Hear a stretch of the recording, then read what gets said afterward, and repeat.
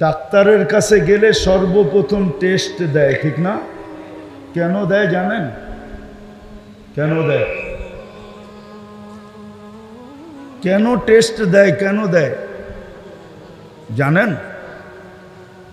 রোগ কি, রোগের উৎপত্তি কি এটা জানার জন্য, যে রোগটা কি। আমার কথা বোঝেন তো? রোগ কি বা রোগের উৎপত্তি কি?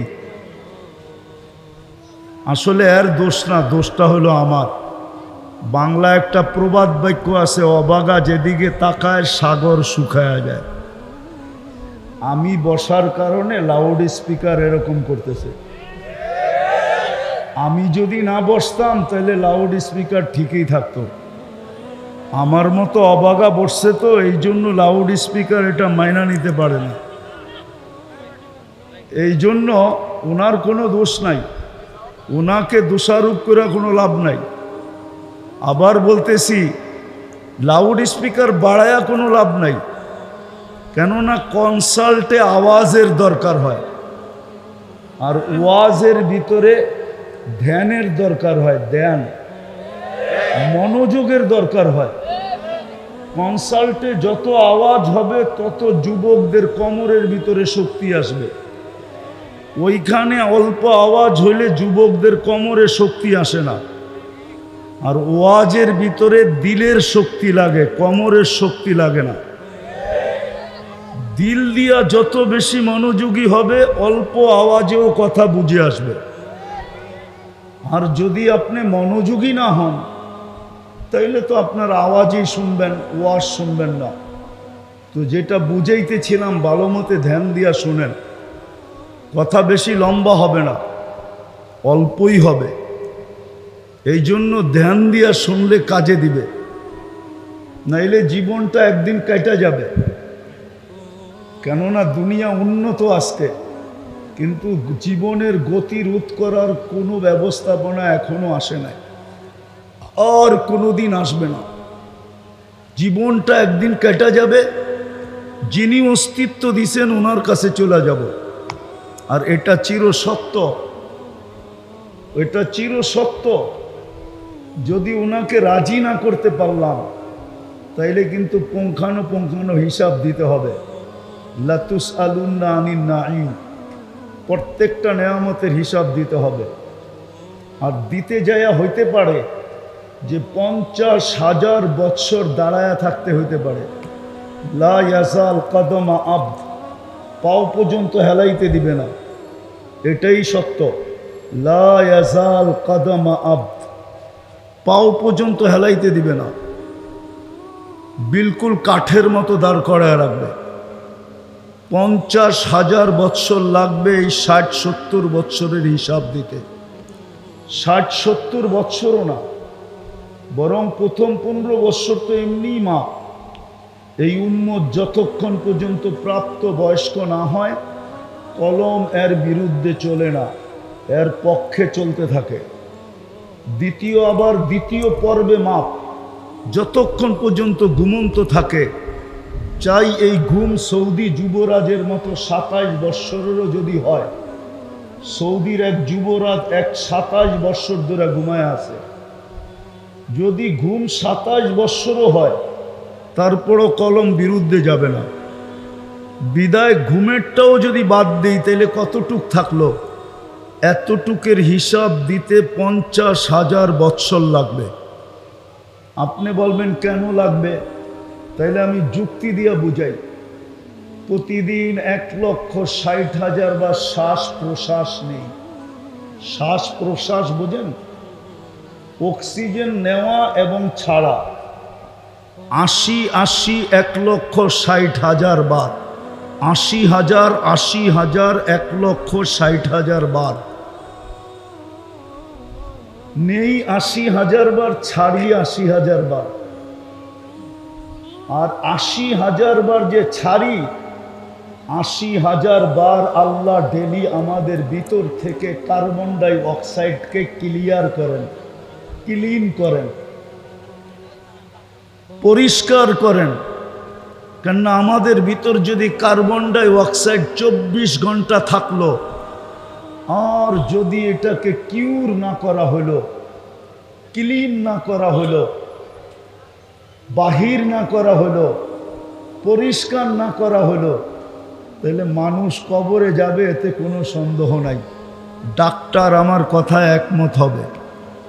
বিদায় ৮০,০০০ বার আল্লাহ কার্বন ডাই অক্সাইডকে আমাদের ভিতর থেকে কিউর করেন, কিন্তু ৮০,০০০ বার যে কিউর করেন, ক্লিন করেন, পরিষ্কার করেন, এটা করার কোনো মেশিন এখনো বিজ্ঞানের কাছে আসে নাই।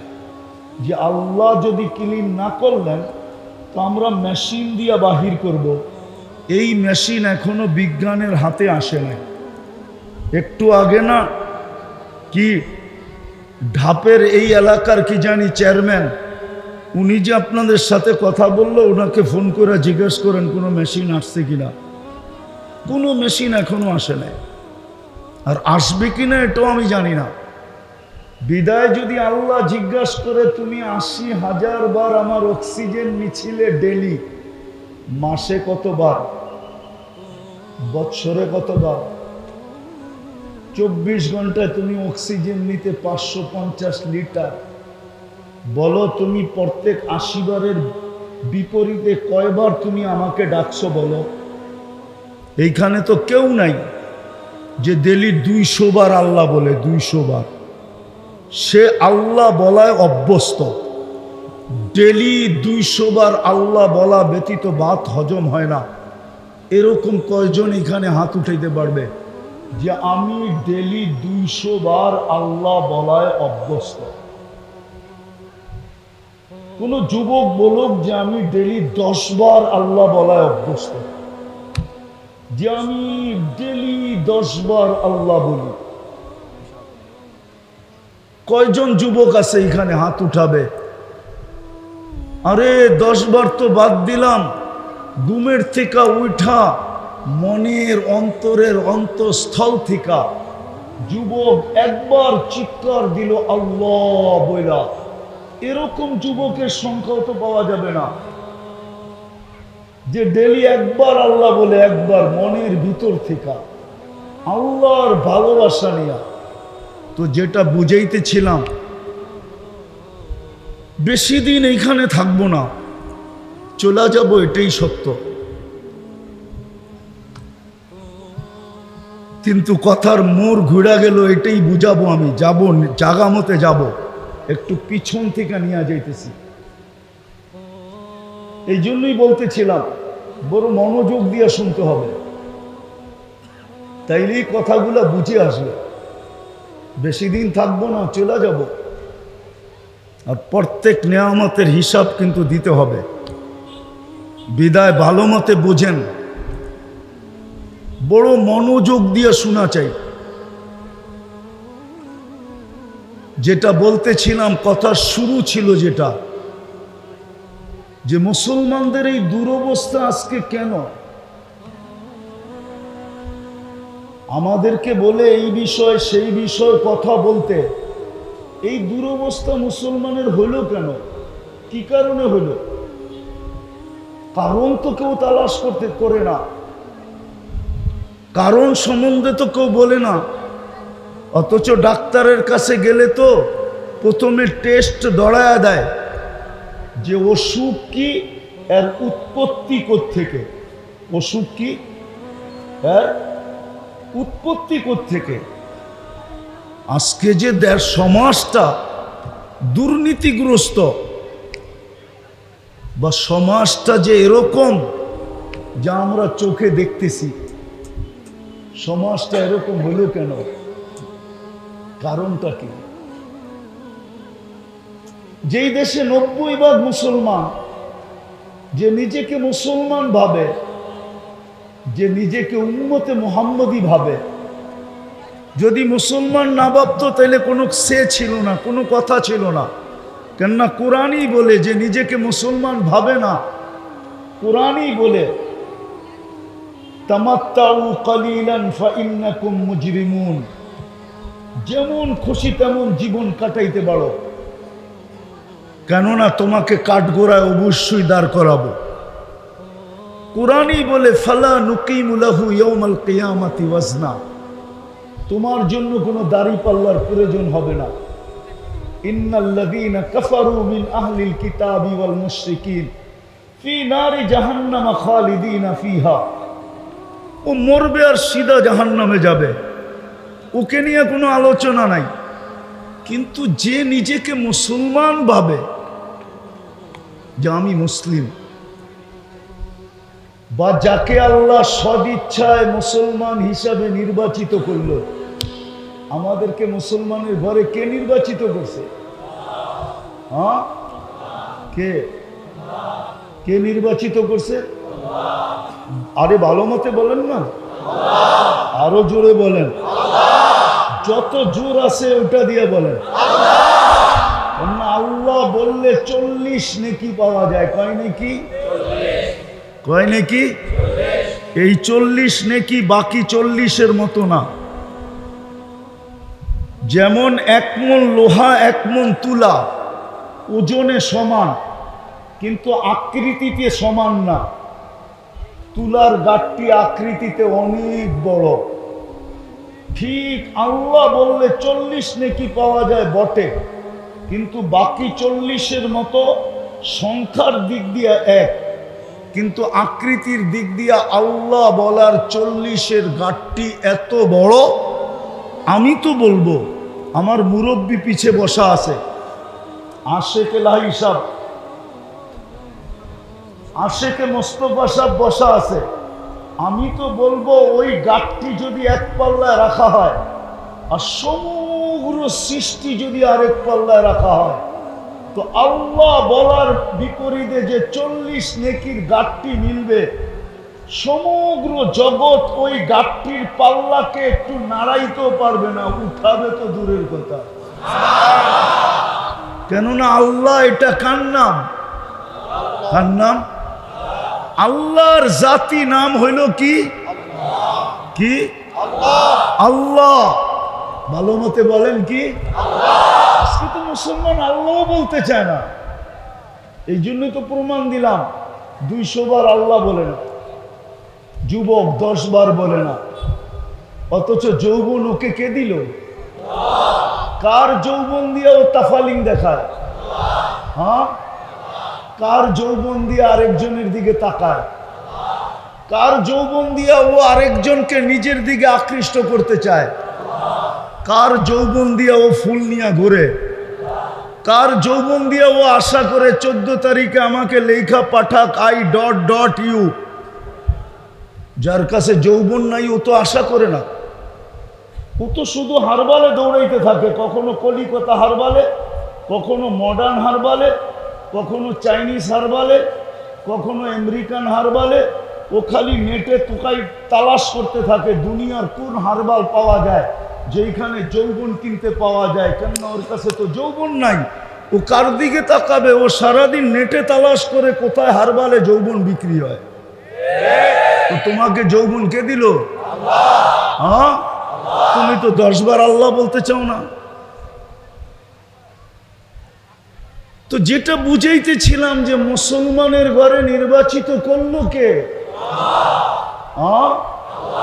কোন আল্লাহ? পদের থেকে নির্বাচিত হয়ে যদি এত খুশি করা যায়, তাহলে ও মানুষ, ও মুসলমান, তোমাকে কে নির্বাচিত করলো মুসলমানের ঘরে? কোন নির্বাচন কমিশন? কে?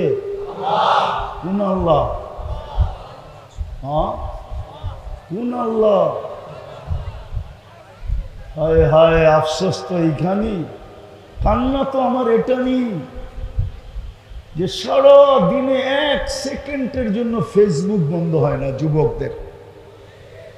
যুবক যুবতীদের তোমাদের পায়ে হাত রাখি, তোমাদেরকে আমি ইনসাল্ট করতে চাইতেছি না, বুঝাইতে চাইতেছি যে 24 ঘন্টার ভিতরে 1 সেকেন্ডের জন্য ফেসবুক বন্ধ হয় না। অনলাইনের থেকে বিচ্ছেদ ঘটে না। নেট বন্ধ হইতে দেরি, ছুটা যায় নেট কিনতে দেরি করে না। রাতে 3টার সময় ফোন করে নেট কিনে জিজ্ঞাসা করেন,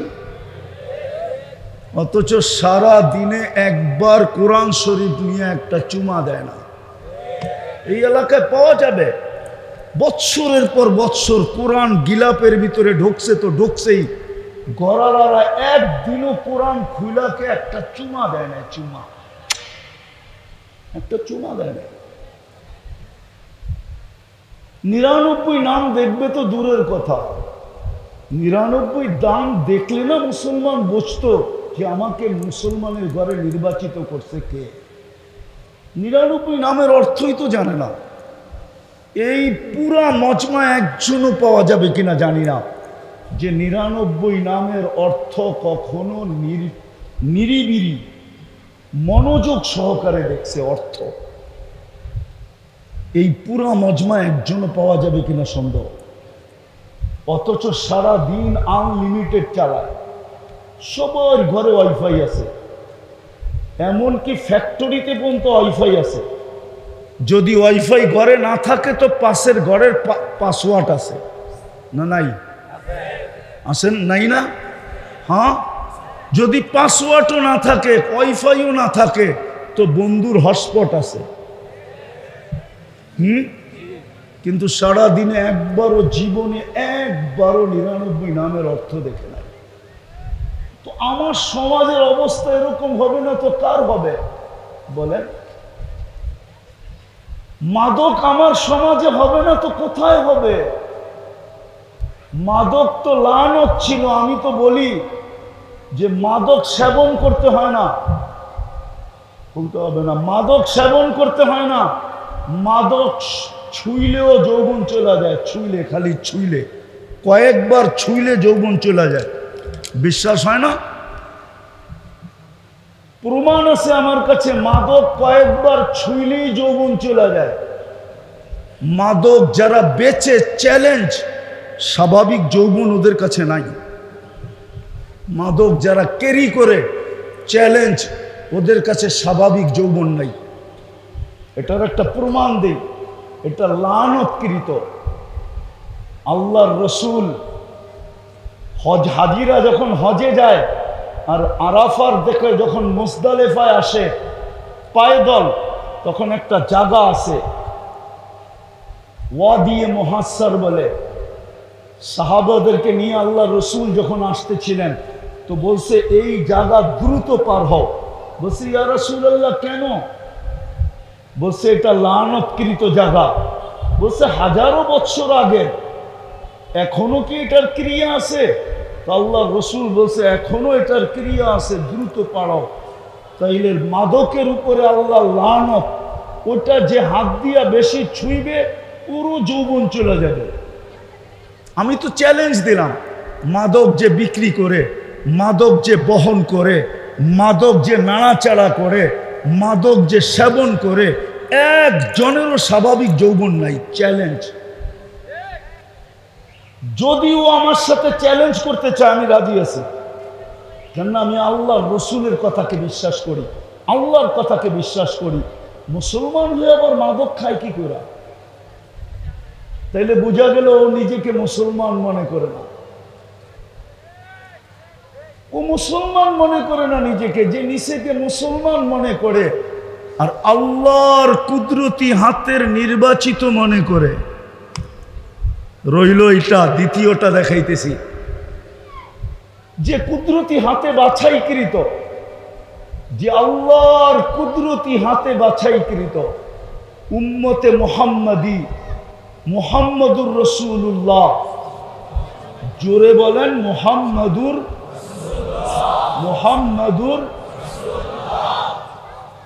সাল্লাল্লাহু, সবাই বলেন সাল্লাল্লাহু। মুহাম্মদুর রাসূলুল্লাহ বললে 120 নেকি পাবেন। কত কত? হায় হায়, আফসোস তো এইখানেই, দিনে তো কেউ একবারও বলে না। দূরত্ব দূরের কথা, দূরত্ব দূরের কথা। উচিত তো ছিল আল্লাহর রসুলের নাম শুনতে দেরি দুরুদে পুরা মজমা হায় হায় কাইপা উঠতে দেরি হতো না। যে মুহাম্মদুর রাসূলুল্লাহ শুনতে দেরি, সাল্লাল্লাহু আলাইহি ওয়াসাল্লামের আওয়াজে আকাশ বাতাস মুখরিত হওয়া দরকার ছিল। মনে উঠছে ভুলা যাব, এই জন্য বলা নেই। আমাদের আব্বাজান যখন জান্নাতে ছিলেন একা, উনি জান্নাতে প্রথমে একাই ছিলেন, লম্বা কাহিনী। কিন্তু একা একা কতক্ষণ মন বসে, ঠিক না? হোক না জান্নাত, ঠিক না? যেমন আসিয়ারে যখন জান্নাত দেখাইছেন আল্লাহ, তো আসিয়া খুশিতে বাগবাগ হয়ে গেছে। কিন্তু পরক্ষণেই আসিয়ার মনে উঠছে যে জান্নাত তো আসিয়া, আমার রাজা তো নাই, বিদে আমি একা, এই জান্নাতের মজাও নাই। তো চেহারাটা হাস্য উজ্জ্বল চেহারা হঠাৎ মলিন হয়ে গেছে। আর আল্লাহ তো দিলের ব্যাগ জানেন, ঠিক না? তো আল্লাহ জিজ্ঞেস করছে, আসিয়া চেহারা মলিন কেন? জান্নাত না দেখাইলাম? তো মনে মনেই ভাবতেছিলেন জান্নাত তো আছে, রাজা তো নাই। কেননা আমারটা তো জান্নাতে যাবে না, ফেরাউন কি জান্নাতে যাবে নাকি? হ্যাঁ, তো এই জান্নাতের মজাও নাই, একা একা কি করব, ঠিক না? তা আল্লাহ বলে, আসিয়া রাজা জান্নাত যখন দিছি তো রাজাও দিব। তো বলছে নাম বইলা দিলে তো ভালো হয়। তো আল্লাহ বলে, রাজা এমন দিব যার উপরে রাজত্ব কারো নাই, যার উপরে রাজত্ব শুধু আমার আছে, আর কারো। আমার বিশ্বাস, আমার তাখাইয়ুল ধারণা যে আসিয়া জান্নাত পায়া যতটুকু খুশি না হইছেন, কিন্তু রাজার নাম শুনা এর চেয়ে কোটি গুণ বেশি খুশি হয়েছেন। তো আল্লাহ বলেই দিছে, আসিয়া তোমার জান্নাতের রাজা হলো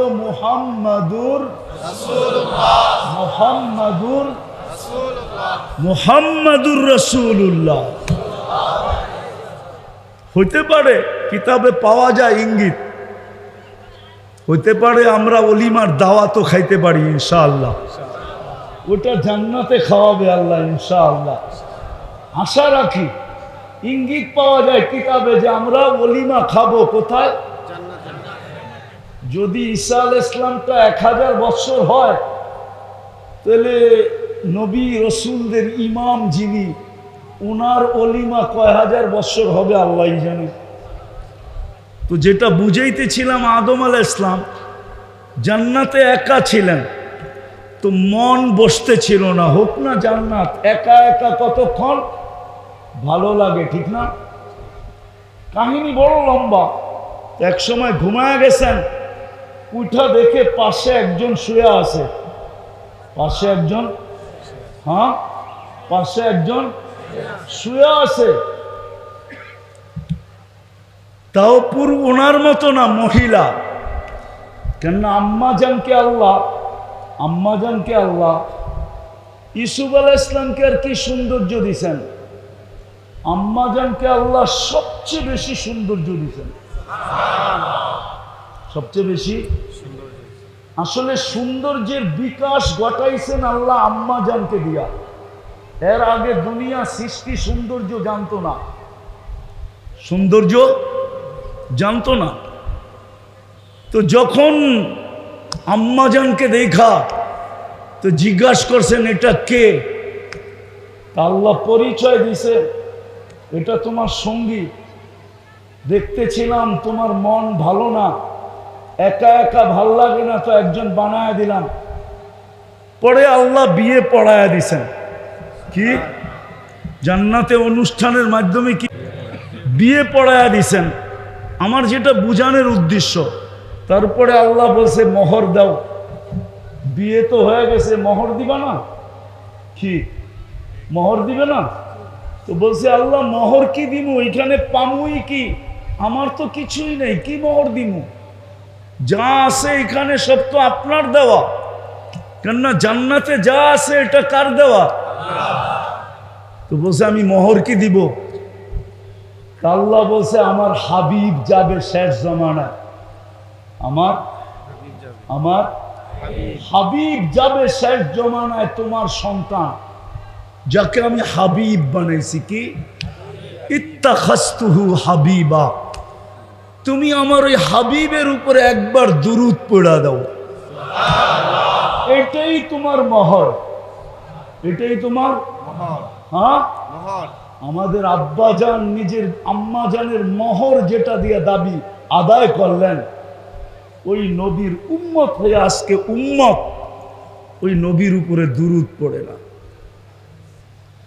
তো যেটা বুঝাইতেছিলাম, যাকে আল্লাহ মুসলমান হিসাবে নির্বাচিত করলেন, উম্মতে মুহাম্মদী হিসাবে বাছাই করলেন। আমরা কিন্তু বাছাইকৃত, বাছাই বোঝেন? কোরআন বলে হুয়াজতাবাকুম, বাছাইকৃত আমরা উম্মতে মুহাম্মদী হিসাবে সমগ্র মানব জাতির ভিতর থেকে আল্লাহর কুদরতি হাতে আমরা বাছাইকৃত। যে নিজেকে উম্মতে মুহাম্মদী বলে দাবি করে, শুধু দাবি না, আবার শাফাতও আশা করে। করেন না করেন না? শাফাতের আশা করেন না করেন না?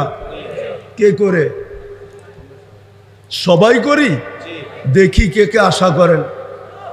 নামান নামান নামান, আল্লাহু আকবার। শাফাতের আশা করি, ঠিক না? হাউজে কাউসারের আশা করেন? হ্যাঁ, কেননা ওই পানি পান করা ব্যতীত পিপাসা কোনোদিন মিটবে না। ওটা প্রথম পানি, যেটা কিয়ামতের মাঠে যাওয়ার আগে আল্লাহর রাসূল স্বয়ং নিজে পান করাবে। আর যে পান করতে পারবে সে মনে মনে ভাবতে পারে যে এই শরীরও এই পেটও কোনোদিন দুযোগে যাবে না, না না না না না। আর পিপাসাও তার কাছে কোনোদিন আসবে না, না না না। কেননা পান করাবে আর বলবে ইশরাব লা তাজমান বাদাহা আবাদা, পান করো, আজকের পরে আর পিপাসা কোনোদিন তোমার কাছে আসবে না। কিয়ামতের মাঠের জিতার পূর্ব লক্ষণ, সবচেয়ে বড় লক্ষণ হইল হাউজে কাউসার পান করতে পারা। আর সবচেয়ে বড় কুলক্ষণ হলো হাউজে কাউসারের কাছে গেল আর আল্লাহর রাসূল বলল, হাদিসে আছে, হাদিসে আছে, আল্লাহর রাসূল বলবে সুহকান সুহকান, যাও দূরে, যাও দূরে, সুহকান সুহকান, সরো দূরে সরো। কিন্তু উম্মত বটে, কিন্তু কারণ বলবে লিমান কাইয়ারা বাদি, আমি চলে আসার পরে তোমরা আমার ইজ্জত রাখো নাই। আজকে তো আফসোস, আমাদেরকে বলে এটা বলেন সেটা বলেন, বলার প্রয়োজনটা কেন পড়তেছে? দরকার কি পড়তেছে? দরকার কি পড়তেছে? সাধারণ মানুষ সন্ত্রাস করে না সন্ত্রাস করায়? বলেন, সন্ত্রাস করে না সন্ত্রাস করায়? চাঁদাবাজি করে না চাঁদাবাজি করায়? মাদক বেচায় না মাদক বেচে? হ্যাঁ, কারা করে? ওইদিকে, ওটা আমার আলোচ্য বিষয় না, আমি বুঝানোর জন্য বলতেছি। আজকে রসুলের ইজ্জত রাখি নাই আমরা। রসুলের ইজ্জত যদি রাখতাম, মুহাম্মদুর রাসূলুল্লাহর ইজ্জত, আমি বেশি তো বুঝাইতে পারবো না, এতটুক বুঝাইতে পারবো, টাইমও আমার হাতে কম।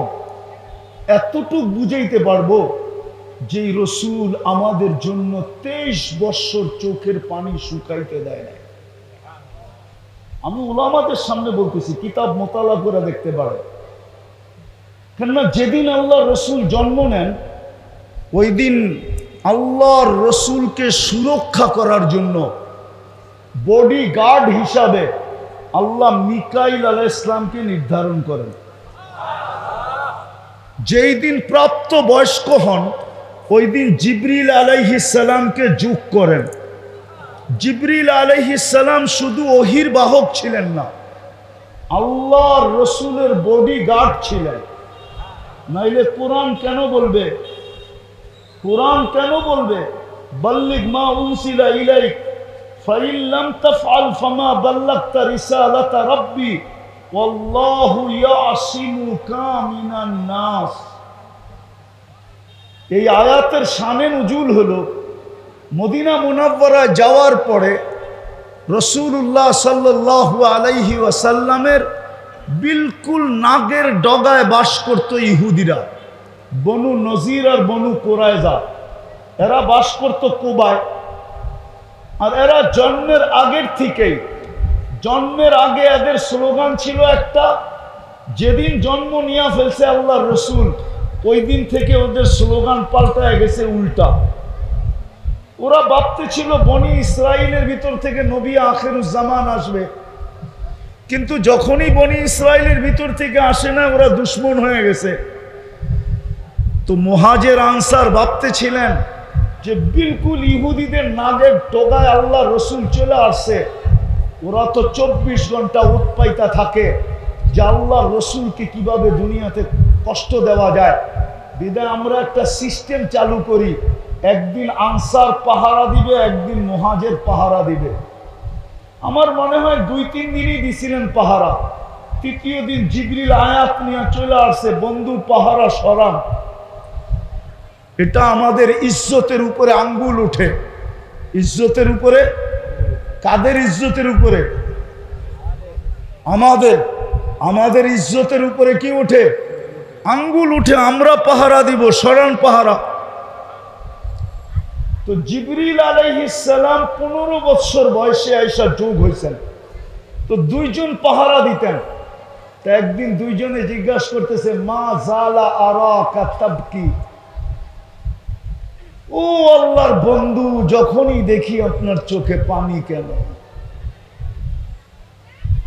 23 বছর চোখের পানি কোনোদিন থামে না। তো বলছে উম্মতের জন্য চোখের পানি থামে না। কার জন্য? কার জন্য?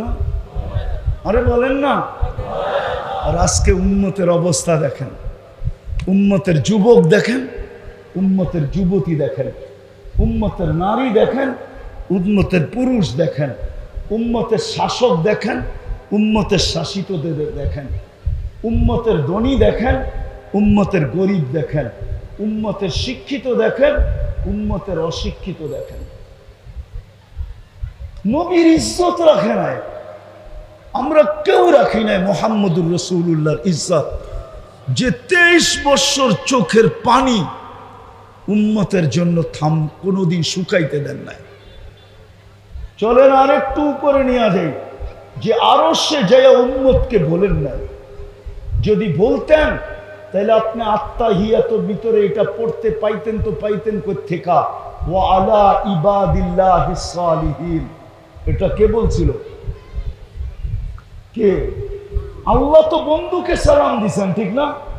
আসসালামু আলাইকা আইয়ুহান নাবিয়্যু ওয়া রাহমাতুল্লাহি ওয়া বারাকাতুহু। আল্লাহ তো বন্ধুকে সালাম দিছেন, ঠিক না? আমার মনে হয় বন্ধু চিৎকার দিয়া উঠছে, সব আমাকে দিলেন, উম্মত কোথায়? উম্মতকে তো কিছু দিলেন না।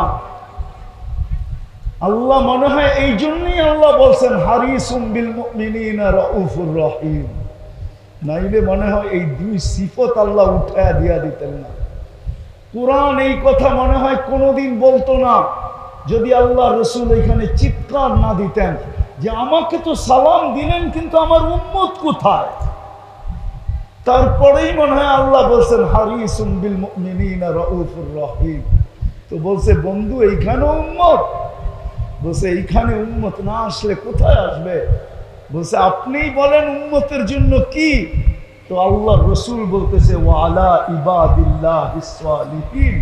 আমাকে যতটুক দিলেন আমি উম্মতের জন্য অতটুক নিলাম আপনার কাছ থেকে।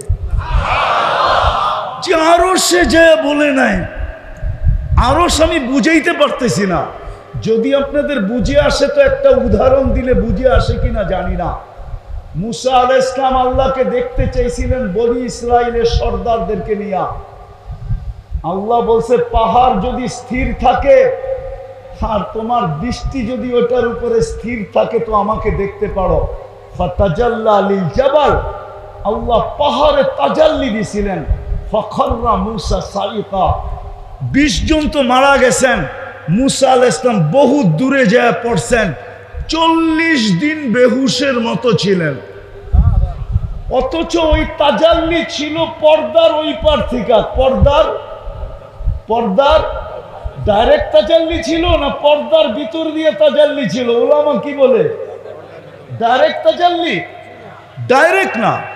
আর বন্ধু তো ডাইরেক্ট পাশে বয়া দেখতেছে, কাবা কাউসাইনি আও আদনা সুম্মা দানা ফাতাদাল্লা ফাআওহা ইলা আবদিহি মা আওহা। বন্ধু তো পাশে বসা, পাশে আরশের উপরে পাশে বসা। ওই নূরের জগতে তো হারায় যাওয়া দরকার ছিল, কিন্তু হাসানের নাম তো নিলেন না, হোসাইনের কথা তো বললেন না, ফাতেমা আলীর কথা তো বললেন না, পরিবার পরিজনের কথা তো বললেন না, বললেন তো উম্মতের কথা বললেন। কিন্তু আফসোস, আজকে তো উম্মত লাজ রাখে না, ইজ্জত রাখে না, সব ইজ্জত মাটিতে মিশায়া দিছে। না আল্লাহর ইজ্জত রাখছে, না রসুলের ইজ্জত রাখছে। যে আল্লাহ নির্বাচিত করলো, আল্লাহরও ধ্যার ধারে নাই উম্মত, রসুলের তো ইজ্জত রাখেই নাই। চলেন আরেকটু দেখাই আপনাদেরকে, দিলে লাগে কিনা দেখি। দুনিয়ার থেকে যখন বিদায় নিতেছিলেন তখন চোখে পানি ছিল, কিন্তু নিজের ফ্যামিলির জন্য না। মুহাদ্দিসিন এই মাদ্রাসা দাওরা পর্যন্ত পড়ায়, দাওরার কিতাব যারা পড়ায়, টাইটেলের কিতাব যারা পড়ায়, এরা সবাই জানে 9 ফ্যামিলি ক্ষুধার্ত ছিল। ঘরে বাতি জ্বালানোর তেল পর্যন্ত ছিল না। আম্মা জান আয়েশা রাদিয়াল্লাহু তাআলা আনহা বলতেছিলেন, যদি ঘরে বাতি জ্বালানোর তেল থাকতো তো খিদা নিবারণের জন্য তেল পান করে নিতাম, কিন্তু আল্লাহ রসুল ফ্যামিলির জন্য চিন্তা ছিল না, হাসান হোসাইনের জন্য চিন্তা ছিল না। অথচ আল্লাহ রসুলের দুনিয়াই ছিল হাসান হোসাইন, আলী, ফাতেমা, এই 4 জনই ছিল ওনার দুনিয়া। সন্তান তো ছিল না, এইখান থেকেই তো নসল আগে চলছে, ঠিক না? এই 2 জনই ছিল দুনিয়া। আরেকটা উদাহরণ দিলে বুঝবেন কিনা দেখি কিতাব থেকে দিয়া। এতটুকু ভালোবাসতেন, 5-6 বৎসরের হবে 2 ভাই, কেননা 2 ভাই পিঠাপিঠি ছিলেন। আয়েশা নানার কোলে বৈশা বলতেছে, নানা যান আপনি উত্তম না আমরা 2 জন উত্তম? আল্লাহ রসুল সাদা সিধা জবাব দিছে, আমি উত্তম। সত্য তো এটাই, ঠিক না? হ্যাঁ, 2 ভাই হাসতে হাসতে কুটা কুটা। আল্লাহ রসুল বলছে, হাসো কেন? জবাব হয় না। বলে তাইলে 2 জন উত্তম কে? আমরা 2 জন। কয় কি কইরা? আমাদের আম্মাজানকে চিনেন? বলছে বলো। তো আম্মাজানের পরিচয় দিয়া বলতেছে, উম্মুকা লাইসা বিশাই, উম্মুকা আমামা উম্মিনা লাইসা বিশাই। আমাদের আম্মার সামনে আপনার আম্মা কিছুই না। কেন আমাদের আম্মা তো জান্নাতের মহিলাদের সর্দারনি, ঠিক না? কি সত্য তো? আপনার আম্মা তো কিছু না, ঠিক না? বলছে আমাদের আব্বাজানকে চিনেন? বলছে বলো। আব্বার পরিচয় দিয়া বলতেছে, আবুকা আমামা আবিনা লাইসা বিশাই। আমাগো আব্বার সামনে আপনার আব্বা কিছুই না। আমার আব্বা তো শেরে খোদা, ঠিক না? ফাতেমা তো জোহরা জান্নাতের মহিলার সর্দারনির স্বামী, জান্নাতের যুবকদের সর্দারদের আব্বা, ঠিক না? সাইয়্যিদুল আম্বিয়ার মেয়ের জামাই, ঠিক না? এখন তৃতীয় আসছে, আমাদের নানাজানকে চিনেন? তো নানাজান বলতেছে বলো নানাজানকে। তো নানাজানের পরিচয় দিয়া বলতেছে, জাদ্দুকা আমামা জাদ্দিনা লাইসা বিশাই। আমাদের নানাজানের সামনে আপনার নানাজান কিছুই না। আল্লাহর রসুল 2 জনকে উঠায়া চুমা দিতে দিতে গাল ভরা ফেলছেন, তারপরে বলছেন মাইনা নিলাম তোমরা 2 জনই উত্তম।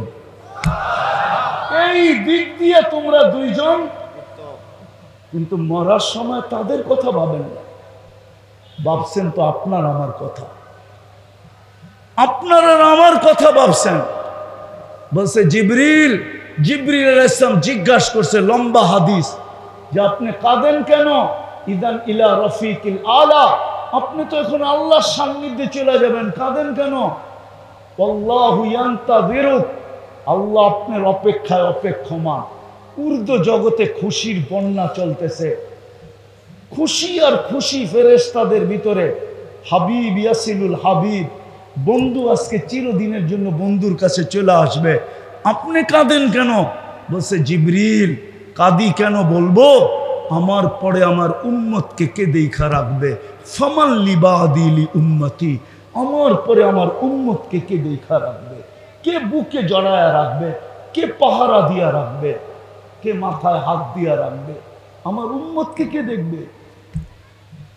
আজকে উম্মত রসুলের ইজ্জত রাখে, যদি রাখতো, রাগ হয় না যুবক, তোমাদের পায়ে হাত দেই, তাহলে তোমরা নেটে দেখা কোনোদিন চুল কাটতে না। মা বোনরা কোনোদিন নেটে দেখা সাজগোজ করতো না। সবাই উলামাদেরকে জিজ্ঞাসা করতো, মা বোনরাও সারাদিন জিজ্ঞাসা করতো, বলেন বলেন আমাকে ফাতেমা কিভাবে সাজতো, আমি ওইভাবে সাজবো। আম্মাজান আয়েশা কিভাবে সাজতো, আমি ওইভাবে সাজবো।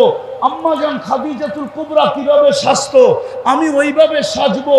আমি 11 আম্মাজান কিভাবে সাজতো, আমাকে বলেন, আমি ওইভাবে সাজবো।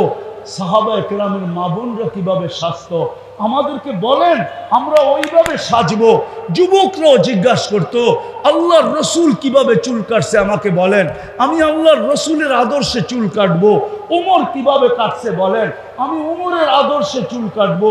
আবু বকর কিভাবে কাটছে বলেন, আমি আবু বকরের আদর্শে চুল কাটবো। উসমান কিভাবে কাটছে বলেন, আমি ওসমানের আদর্শে চুল কাটবো।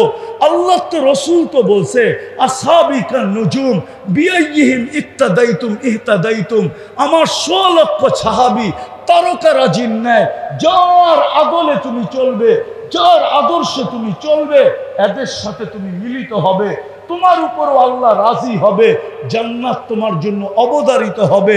তাহলে তো সারাদিন হুজুরদের কাছে ফোন আসতে থাকতো, মেয়েদের পক্ষ থেকে, যুবকদের পক্ষ থেকে, পুরুষের পক্ষ থেকে, শিক্ষিতর পক্ষ থেকে, গরিব ধনীর পক্ষ থেকে, যে আমি এর আদর্শে চলতে চাই, আমাকে আদর্শ বলেন।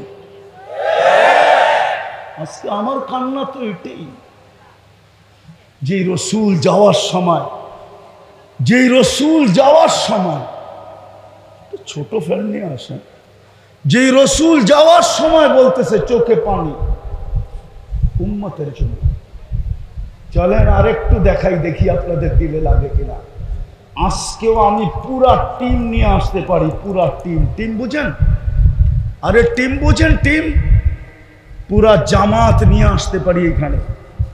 যারা স্বপ্নে দেখছেন আল্লাহ রসুল হাতিমে কাবায় বসা কাঁদতেছে, পোড়া সেজদায় পোড়া কাঁদতেছে, জিজ্ঞাসা করছেন, ইয়া রসুল আল্লাহ কাঁদেন কেন? তো বলছে, আমি বাংলাদেশের সরল সহজ সাদা সিধা, বাংলাদেশের মানুষ সরল সহজ, বাংলাদেশের মানুষ সাদা সিধা, যেদিকে বাতাস দেখে ওই দিকেই পাল তোলে,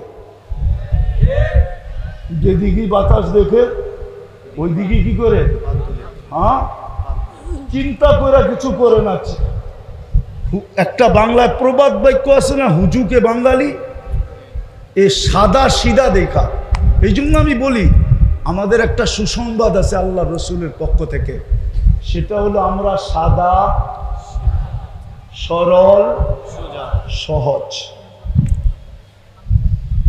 বলছে আমার বাংলাদেশের উম্মতের জন্য কাঁদতেছি আমি, এরা সরল সহজ সাদা সিধা, এদের ইমান যে যেমনি পারতেছে সিনায়া নিয়ে যাইতেছে, এই জন্য আমি কাঁদতেছি।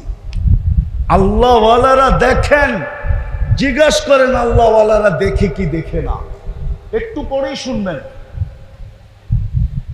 হুজুর হযরত বয়ান করবে একটু পরে। আল্লাহওয়ালারা দেখেন আল্লাহর রাসূল উম্মতের জন্য এখনো কাঁদেন। আমি তো অক্টোবরের আগস্টের 17-16 তারিখে মদিনা মুনাব্বারায় ছিলাম। যখনই যাই আমার মন চায়, মনের থেকে বলতেছি, আমাকে যদি অনুমতি দিত তাহলে আমি রওজায়ে আতহারে একটু কান পাইতা দেখতাম, যে ভিতরে কি বলে। আমার বিশ্বাস ভিতরে কাঁদতেছে আর বলতেছে মা বি উম্মতি, আমার উম্মতের কি হইল। এখনো কাঁদতেছে না। চলেন আরেকটা শোনাই আপনাদের যদি দিলে লাগে। আমি লেখি নাই, আবুল সামরকান্দি রহমতুল্লাহ আলাইহি লেখছেন। উনি কে ওলামাদের কাছ থেকে জানা নিয়েন। আবুল সামরকান্দি রহমতুল্লাহ আলাইহি কে? এই কথা শোনার পরে যদি কেউ আমার বিরুদ্ধে লেখেন তাহলে লিখতে পারেন, কিন্তু এটা আমার কথা না, কিতাব গাইটা বাইর করতে হবে। আবুল সামরকান্দি রহমতুল্লাহ আলাইহি বা দলিল লেখছেন, আল্লাহর রসুল যখন কবর থেকে উঠবে ওয়াহুয়া ইয়াবকি ওয়া ইয়াকুল, কাঁদতে কাঁদতে উঠবেন আর বলতে বলতে উঠবেন জিবরিল ময়দান তো পুরাই খালি, পুরাই খালি, আমার উম্মত কোথায়? কোথাও তো কাউকে দেখা যায় না।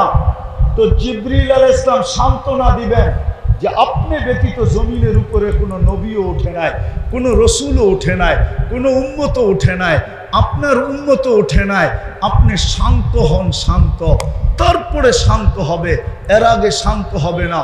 যে কবর থেকে উম্মতের জন্য কাঁদতে কাঁদতে উঠবে ওই উম্মত আজকে নবীর লাজ রাখে নাই, ইজ্জত রাখে নাই।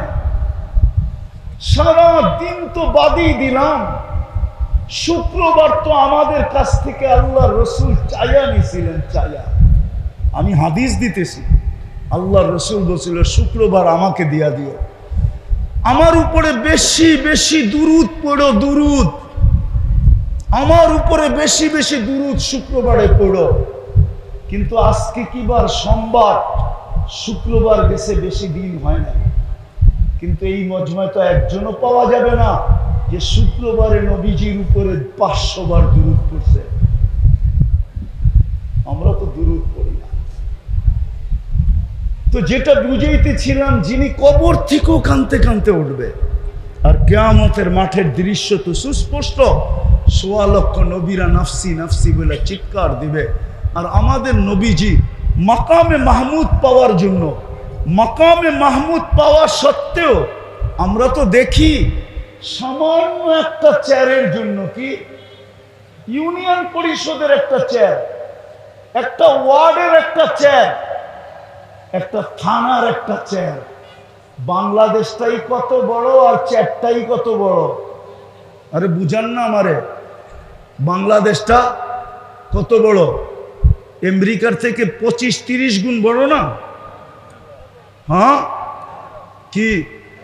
হ্যাঁ ছোট? কেমন ছোট? শুধু নিউ ইয়র্ক একটা স্টেট আপনাদের চেয়ে 4 গুণ বড়, 4 গুণ। নিউ ইয়র্ক শুধু 52টা স্টেট আমেরিকাতে। একটা নিউ ইয়র্কের সমান না বাংলাদেশটা। ওটার 4 ভাগের 1 ভাগ হলো বাংলাদেশ। ওটার ভিতরে 300টা সিট। কয়টা? কয়টা? তাইলে এটার পরিধি আর কত বড়? সামান্য একটা চেয়ারের জন্য মরতে রাজি, মারতে রাজি, ঠিক না? অথচ মাকামে মাহমুদ পাবে, কিয়ামতের দিন বসবে না,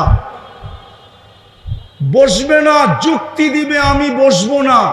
বসলে 3 জায়গায় দৌড়াবে কে? আমি তো একজন হাউসে কাউসারে দৌড়াবো, উম্মতকে নিজের হাতে পানি পান করাবো, আবার মিজানের কাছে দৌড়াবো। পাল্লা যদি সামনে না ঝোঁকে তো আমি ওইখানে হাত উঠায়া দিয়া বলবো, আপনার প্রতিশ্রুতিগুলা স্মরণ করাবো। আপনি বলছেন সালতুতা সাফি তুসাফা, তো আমি চাইতে থাকবো, আপনি দিতে থাকবেন, আমি সুপারিশ করতে থাকবো, আপনি মঞ্জুর করতে থাকবেন। আরো অনেক প্রতিশ্রুতি কিয়ামতের মাঠে আছে। বিদায় আমি মিজানের কাছে দৌড়াবো, আবার আমি পুলসিরাতে ছুটবো। যদি উম্মত পার না হইতে পারে তাইলে দুরুদের গাঠি মাথায় দিয়া পার করায় দিবে। যেই রসুল মাকামে মাহমুদে বসবে না, আজকে আমরা তার লাজ রাখি নাই। যদি তার আদর্শের ইজ্জত রাখতাম তাইলে আমার সমাজে যা বলতে বলা হইতেছে তা বলার কোনোদিন প্রয়োজন ছিল না। মুসলমান উম্মতে মুহাম্মাদি জান দিতে পারে কিন্তু মাদকে হাত দিতে পারবে। বিশ্বাস হয় না আপনার কাছে? বিশ্বাস হয় না? হ্যাঁ, জান দিতে পারে না খায়া থাইকা, কিন্তু মাদক বহন করতে পারে না। জান দিতে পারে না খায়া থাইকা, কিন্তু মাদক ব্যবসা করতে পারে না। জান দিতে পারে, কেননা মাসলা তো দুনিয়ার না। মাসলা, মাদকের মাসলা কি দুনিয়ার মাসলা? মাসলা কোন জায়গার? আখেরাতের মাসলা। কার মাসলা? মাসলা কোন জায়গার? কোন জায়গার মাসলা? যদি মাসলা আখেরাতের না হইতো, তাহলে আবু তালেবের কবর আমাকে কোনোদিন কাঁদাইতো না। আমি আগস্টের 17 তারিখে মক্কা মুকাররমা ছিলাম। আবু তালেবের কবর যতবার দেখছি ততবার আমাকে কাঁদাইছে। ওই 17 তারিখও আমাকে কাঁদাইতো না। বেশি দিনের কথা বলতেছি না। আমি আবু তালেবের কবর চিনি। তার পাশে কোন ফ্লাইওভারের উপর দিয়ে কোন জায়গায় দাঁড়াইলে কবর দেখা যায় এটা আমি চিনি। আমি না চিনা বলতেছি না, আমি চিনি। কেননা খাদিজাতুল কুবরা রাদিয়াল্লাহু তাআলা আনহার পাশের কবরটা হলো আবু তালেবের কবর, যার কবর এখনো জান্নাতুল মুআল্লা। ওই কুবরি বলে, আরবিতে বলে কুবরি। ওই কুবরির উপর দিয়ে আসলে আবু তালেবের কবর দেখা যায়। ওই কবর আমাকে 17 তারিখে কাঁদাইতো না। যদি মাসলা আখেরাতের না হইতো, নাইলে মুহাম্মদুর রাসূলুল্লাহ নামাইছে 2 হাতে কবরে চাচাকে, 2 হাতে। কয় হাতে? আপনি চিনেন মুহাম্মদুর রাসূলুল্লাহর হাত কি? শুধু দস্তরখানে খানা খায়া শুধু হাতটা এইভাবে মুছছিলেন। আনাস ইবনে মালিক রাদিয়াল্লাহু তাআলা আনহুর দস্তরখানে উনি জীবনভর পানি দিয়া পরিষ্কার করেন নাই। যখনই পরিষ্কারের প্রয়োজন হতো আগুনে নিক্ষেপ করতেন। আগুন ময়লাকে ছাই বানায়া দিত, বাহির করে ঝাড়া দিতেন, ফকফকে হয়ে যেত। একটা সুতা জ্বালানোর ক্ষমতা ছিল না। বন্ধুরা শতবার জিজ্ঞাসা করছে, আনাস এই জাদু কোত্থেকে শিখলে? বলছে এটা জাদু না, এটা দোজাহানের বাদশার হাতের ছোঁয়া। আপনি মুহাম্মদুর রাসূলুল্লাহর হাতের ছোঁয়া জানেন না? আনাস ইবনে মালিক রাদিয়াল্লাহু তাআলা আনহু শেষ বয়সে বসরায় ইমামতি করতেন, জুমা পড়াইতেন। উনি যখন বসরায় ঢুকতেন তো ওয়েদার বইলা দিত, ওয়েদার বুঝেন, আবহাওয়া বইলা দিত আনাস ইবনে মালিক বসরায় ঢুকছে। একদিন বসরাওয়ালারা বলছে, আনাস তুমি ঢুকলে আমাদের আবহাওয়া বইলা দেয় তুমি ঢুকছো, এই সুগ্রাণ কই পাইলা? বলছে 10 বছর খেদমত করছি। যখনই গরমের দিন আসতো আর আল্লাহর বন্ধুর শরীর থেকে মুহাম্মদুর রাসূলুল্লাহ সাল্লাল্লাহু আলাইহি ইসলামের শরীর থেকে যখন ঘাম ঝরতো তা আমি বোতলে জমা করতাম। এখন এত বৎসর পরেও আমি যখন জুমার দিন আসি তখন ওই ঘাম হাতে নিয়ে সারা শরীরে মাইখা আসি। বিদায় বসরায় ঢুকতে দেরি, বসরার ওয়েদার তোমাদেরকে বলতে দেরি করে না যে আনাস ইবনে মালিক বসরায় ঢুকে গেছে। যার ঘামে এরকম, সে 2 হাতে চাচাকে কবরে নামায়া বলতেছে, আম্মি আম্মি আম্মি মা তারাকতালি সাবিলা। চাচা আমার জন্য কোনো রাস্তা রাখলেন না। বলছিলাম চাচা কলেমা পড়েন, পড়লেন না। বলছিলাম ঠোঁট 2টা হেলায়া দেন, উচ্চারণ করতে হবে না, শুধু ঠোঁট হেলায়া দেন, তাও হেলাইলেন না। বলছিলাম চুপ থাকেন, তাও থাকলেন না। সর্বশেষ একটা চিৎকার দিলেন, আলা মিল্লাতি আব্দুল মুত্তালিব। আব্দুল মুত্তালিবের ধর্মের উপরে চলে গেলাম। ও চাচা আমার জন্য কোনো রাস্তা রাখলেন না। হায় সত্য তো এটাই, আজকে নবীর ইজ্জত আমরা রাখি না, মুহাম্মদুর রাসূলুল্লাহর আদর্শের পরোয়া করি না। যদি পরোয়া করতাম আর আল্লাহর ইজ্জত রাখতাম, আমরা আল্লাহর আদর্শকে যদি মানতাম, নিচে রেখা দেন, আল্লাহর আদর্শকে যদি মানতাম, নবীর ইজ্জত যদি রাখতাম, তাহলে আমার সমাজে এই জিনিস প্রশ্নই উঠতো না। মুসলমান আবার সন্ত্রাসী, উম্মতে মুহাম্মদী আবার সন্ত্রাসী। উম্মতে মোহাম্মদী আবার চাঁদাবাজি, উম্মতে মোহাম্মদী আবার মাদক, উম্মতে মোহাম্মদিয়ার সমাজের এই দুরবস্থা, যার কারণেই তো আল্লাহ আমাদের থেকে হাত উঠায় নিছেন। আজকে 48,000 কেন, 50,000 কেন, আমি তো জানি না এই সংখ্যা কোথায় যায় ঠেকবে। 1 বৎসর, আজকে কয় তারিখ?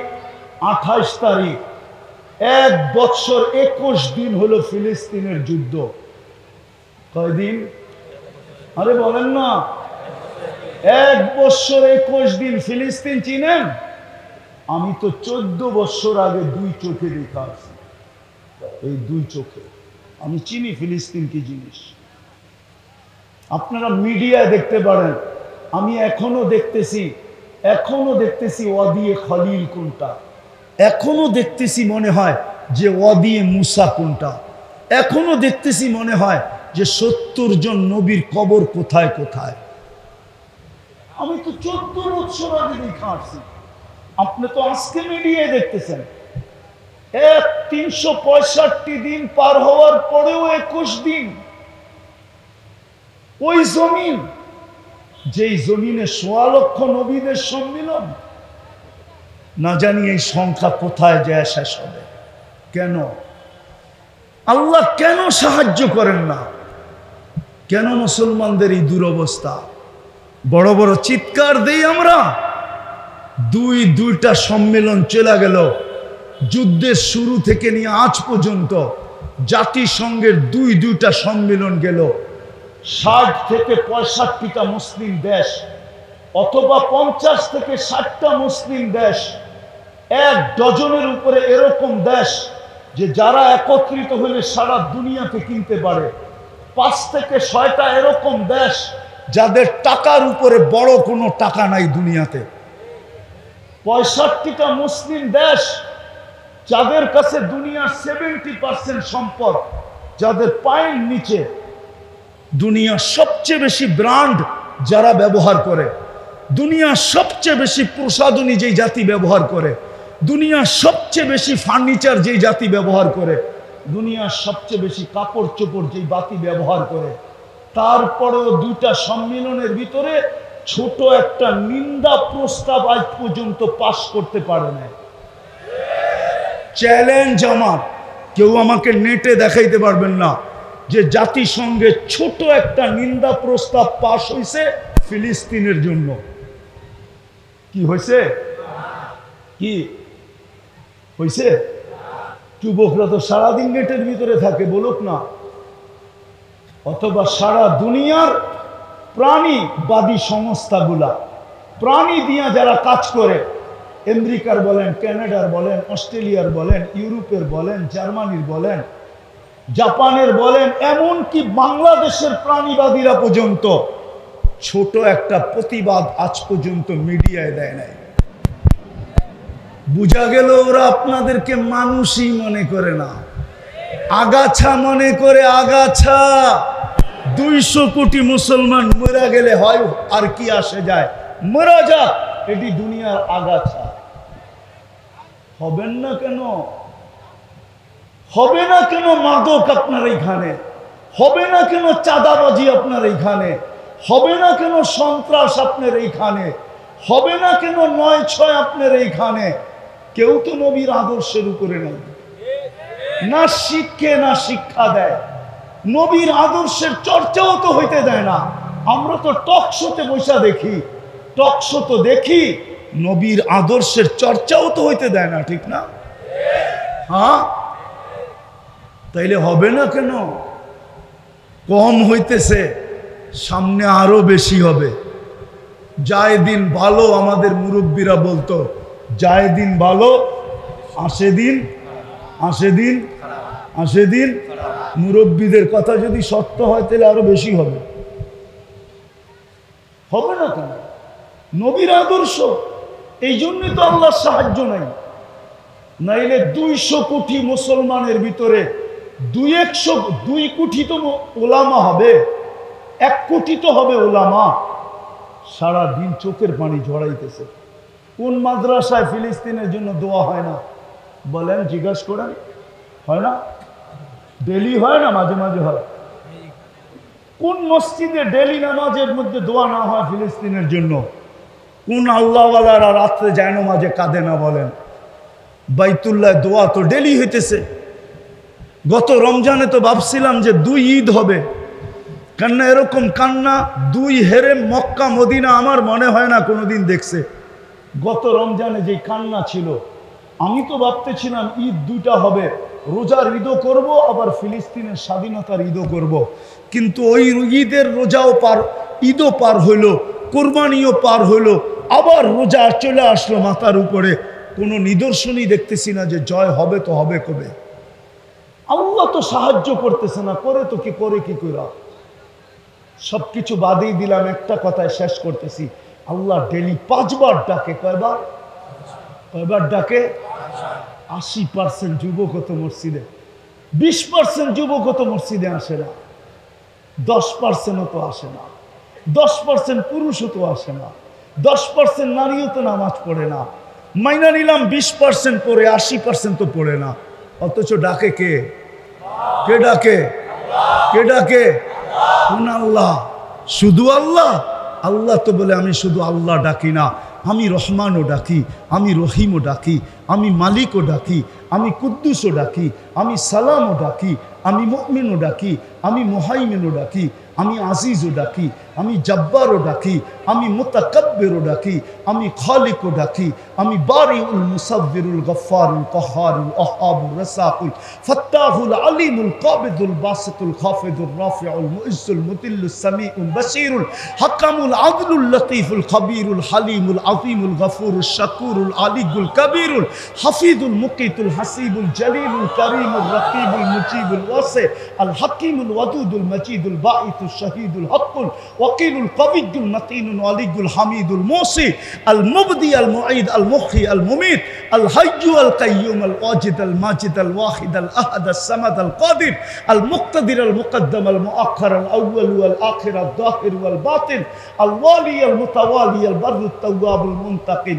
আল আফু আর রাউফ মালিক আল মুলকি যাল জালালি ওয়াল ইকরাম আল মুকসিত ওয়াল জামি ওয়াল গানি ওয়াল মুগনি আল মানি আল দার আল নাফি আল নূর আল হাদি আল বদি ওয়াল বাকি আল ওয়ারিস ওয়াল রশিদ আস সাবুর জাল্লে জালালু।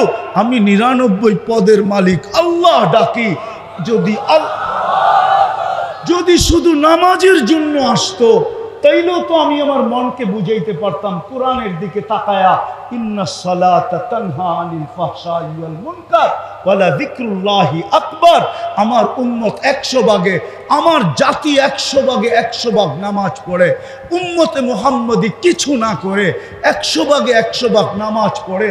নামাজ এদেরকে মাদক থেকে ছাড়াইয়া দিবে, মাদক ছাড়াইয়া দিবে, মাদকের অভ্যাস ছাড়াইয়া দিবে, মাদক বহন ছাড়াইয়া দিবে, মাদক বেচা ছাড়াইয়া দিবে, মাদক আনা ছাড়াইয়া দিবে, চান্দা ছাড়াইয়া দিবে, সন্ত্রাস ছাড়াইয়া দিবে, সমস্ত হুকুকুল ইবাদ থেকে। কেননা আল্লাহ তো নিজের হক মাফ করার ওয়াদা করছেন, কিন্তু হুকুকুল ইবাদ মাফ করার ওয়াদা করেন নাই। যত হুকুকুল ইবাদের গুনাহ আছে ওই সমস্ত গুনার থেকে উম্মত বেঁচে যেত যদি 100% নামাজ পড়তো। আল্লাহ ডাকা সত্ত্বেও তো নামাজে আসে না। এর চেয়ে বড় নিমক হারামি কি হইতে পারে? এর চেয়ে বড় অকৃতজ্ঞতা কি হইতে পারে? এর চেয়ে বড় কপাল পোড়ার নিদর্শন কি হইতে পারে? এর চেয়ে বড় হতভাগার নিদর্শন কি হইতে পারে? এর চেয়ে বড় নিকৃষ্টতম হওয়ার নিদর্শন কি হইতে পারে? এই জন্যই মনে হয় আব্দুল কাদের জিলানী রহমতুল্লাহ আলাইহি লেখছেন যে শুকরও বেনমাজি থেকে পানা চায়। শুকরও বলে কাইলা ইয়াকা আউয়াল নজরিন আলা মান লা ইউসাল্লি। আল্লাহ, যখনই আমি ঘুমের থেকে উঠা চোখ খুলবো আমার দৃষ্টিটা কোনো কাফেরের উপরে পড়ুক, খ্রিস্টানের উপরে পড়ুক, হিন্দুর উপরে পড়ুক, ইহুদির উপরে পড়ুক, বেদিনের উপরে পড়ুক, কিন্তু কোনো বেনমাজির উপরে যেন না পড়ে। কেননা ও আমার কাছে আমার চেয়েও নিকৃষ্ট। আসেন নবীর আদর্শের দিকে ফিরি। কমসে কম সবচেয়ে বড় আদর্শ যেটা, দুনিয়াতে আইসো আমাদেরকে মেসেজ দিছেন, যাওয়ার সময় চিৎকার দিছেন আসসালা আসসালা। আসেন আজকে তওবা করে অঙ্গীকার করি আজকের থেকে আর নামাজ ছাড়ব না। পাক্কা ওয়াদা? বিলকুল। নামান আরেকটা করতে পারবেন অঙ্গীকার? চলেন আজকের থেকে অঙ্গীকার করি যে আমরা এই ভবানীপুরটাকে বেনমাজি মুক্ত করব। পারবেন? হ্যাঁ, যে নামাজ না পড়ে ওর পায়ে ধরে নামাজি বানান। আমি একটা দেশ চিনি যেই দেশে কোনো বেনমাজি নেই। আমি 6 বার গেছি বিদেশে, আমার এখনো মনে চায় বিদেশে যাই। মানুষগুলা যদিও গরিব, মানুষগুলা বলো যদিও কালো, কিন্তু ওদের নামাজ দেখলে মন ভরা যায়। আমরা কি একটা ইউনিয়ন নামাজি মুক্ত করতে পারবো না? না পারবো না? হ্যাঁ হ্যাঁ, পারবেন না? হ্যাঁ। কিন্তু আমার একটা কঠিন কথা মনে রাখেন, ইহুদিরা এখন চিৎকার দিতেছে, চিৎকার। ইহুদিদের একটা স্লোগান আছে হিব্রু ভাষায়, যদিও আমাদের আলেমরা বোঝে না, দুনিয়ার কেউ বোঝে না ওটা কি চিৎকার দেয়। ওরা চিৎকার দেয় ইদান নাহনু ফিল আমান, আমরা এখনো নিরাপদ। কেননা মুসলমানের জুমার জামাত আর ফজরের জামাত সমান হয় না, যতদিন হবে না ততদিন আমরা নিরাপদ। ফাদাম্মিরুল মুসলিমিনা কাইফা তুরিদুনা আন তুদাম্মিরুহা, মুসলমানকে মাটির সাথে মিশাও, এখনই সুযোগ, যত পারো মাটির সাথে মিশায়া দাও। কেননা এখনই সুযোগ, যতক্ষণ পর্যন্ত জুমার জামাত আর ফজরের জামাত সমান না হবে মুসলমানদের বিজয়ের পালা শুরু হবে না না না না। এই জন্য পায়ে হাত দিয়া বলি, আসেন আমরা এই মিশনে নামি যে আমরা পায়ে ধইরা মসজিদে মুসল্লি বাড়ায়া দিব। পারবেন? কে কে পারবেন? আল্লাহ আমাদেরকে আমল করার তৌফিক দান করেন।